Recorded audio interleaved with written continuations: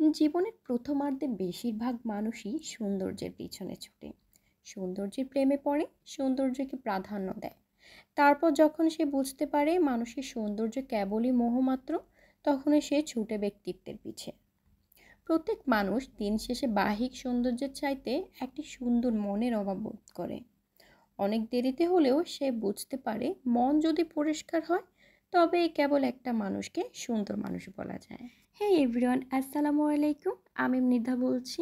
আশা করি সবাই ভালো আছেন, আমিও ভালো আছি আলহামদুলিল্লাহ। যেখান থেকে আমার ভিডিও দেখছেন একটি লাইক দিয়ে ভিডিও দেখা শুরু করবেন। এটা ছিল মেঘাচ্ছন্ন একটি বৃষ্টির দিন। দেখতে পেয়েছেন আমি খিচুড়ি বসিয়েছি। জি, ওই দিন খুব ঝুম বৃষ্টি ছিল, লাগাতার বলতে পারেন 3 দিন যাবৎ বৃষ্টি হয়েছিল। তাই ভাবলাম আজকে একটু খিচুড়ি রান্না করা যাক। তাই ফ্রিজ থেকে চটাচট মাংস নামিয়ে মুরগি খিচুড়ি করে ফেলেছি। এখানে আমার সকালের নাস্তার ডান। তারপর আমি জানলার ধারে চলে গিয়েছি। এখনও অনবরত বৃষ্টি হয়ে যাচ্ছে। বৃষ্টি না, ঝুম বৃষ্টি বলা যায়। তারপর সকালবেলা মেঘাচ্ছন্ন, চা না হলে তো চলেই না, তাই চা খেয়ে ফেললাম। দুপুরের রান্নার জন্য আমি কাটাকাটি শেষও করে ফেলেছি। এখানে আমি আলু কাট করে নিয়েছি, ভালো করে ধুয়ে ভাতের সাথে দিয়ে দিব। অলরেডি আমি রাইস কুকারে ভাত বসিয়ে দিয়েছি। আজকে অনেক কিছুই রান্না করা হবে। এখানে আমি ফ্রিজ থেকে কাঁকরোল নিয়ে নিয়েছি। একদিন আগে কাঁকরোল আনা হয়েছিল, কাঁকরোলগুলো অনেক সুন্দর ছিল। জানি না কে কোন নামে চিনি, আমি তো কাঁকরোলই চিনি। এটা এখানে 2 পিস মাছ দিয়ে আমি চটাচট কাঁকরোলটা বসিয়ে দিয়েছি। অন্যদিকে আমার ভাত প্রায় শেষ হয়ে গিয়েছে। জানি না কে কীভাবে রান্না করে, আমি কিন্তু ভালো করে কষিয়ে তারপরে ঝোল যতটুকু দিব পানি দিব। এই যে এখানে আমি পেঁয়াজ মরিচ রেডি করে ফেলেছি, আলু সিদ্ধ করব তাই। আর এখানে আমি কালকের জন্য কচুর শাক একটু সিদ্ধ করে ফ্রিজ করে রাখবো। এখানে শিং মাছ, এখানে ছোট কই মাছ, যেটা বলে ছোট ছোট কই মাছ ছিল। কই মাছটা আমি একটু ভুনা করব পুঁই শাকের ডাঁটা দিয়ে। এই যে আমার পেঁয়াজ কাটা ডান হয়ে গিয়েছে। অন্যদিকে আমি মরিচ মশলা রসুন যা ছিল সব রেডি করে ফেলেছি। এখানে একদিকে আমি ছোট মাছ বসিয়েছি, অন্য চুলায় আমি বসিয়েছি শিং মাছ। এটা হবে শিং মাছের ঝোল। অলরেডি আমি কষিয়ে মাছগুলো দিয়ে দিয়েছি, পরিমাণ মতো পানি দিয়ে দিয়েছি। অন্য ছিল আমি ছোট মাছও দিয়ে দিয়েছি। ভালো করে মশলা কষিয়ে তারপর কিন্তু আমি ছোট মাছটা দিয়েছি। তারপর বেসিনে আমার অনেকগুলো থালা বাসন পড়েছিল, প্লেট খুন্তি থেকে বাটি অনেক কিছু পড়েছিল। এগুলো আমি ভালো করে ক্লিন করে নিচ্ছি।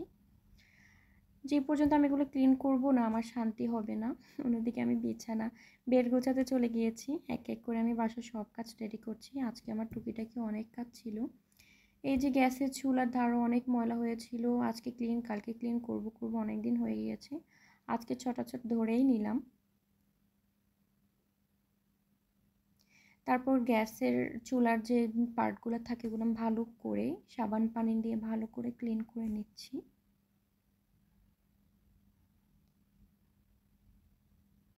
এটা ছিল আমার দ্বিতীয় দিন।